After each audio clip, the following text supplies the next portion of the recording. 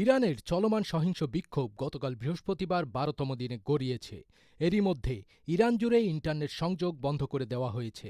Online পর্যবেক্ষক প্রতিষ্ঠান NetBlocks এ খবর জানিয়েছে। বিশ্ববাজারে ইরানি রিয়ালের ব্যাপক দরপতন, দুর্বল ব্যবস্থাপনা ও কঠোর পশ্চিমা নিষেধাজ্ঞাজনিত গভীর অর্থনৈতিক সংকটের প্রতিবাদে তেহরানে গ্র্যান্ড বাজারের ব্যবসায়ীরা গত মাসের শেষের দিকে দোকানপাট বন্ধ করে প্রথম বিক্ষোভ শুরু করেছিলেন। তাদের সেই বিক্ষোভ এখন ইরান জুড়ে ছড়িয়ে পড়েছে। যুক্তরাষ্ট্রভিত্তিক মানবাধিকার পর্যবেক্ষণ সংস্থা human rights activist news agency জানিয়েছে, গত ১২ দিনে ইরানের ৩১টি প্রদেশের মধ্যে ২৫টির ৩৪৮টি স্থানে বিক্ষোভ ছড়িয়ে পড়ার খবর জানতে পেরেছে তারা।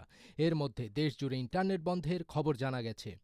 বিক্ষোভকারীরা রাজধানীর তেহরানের বিভিন্ন সড়কে আগুন জ্বালিয়ে বিক্ষোভ করেছেন।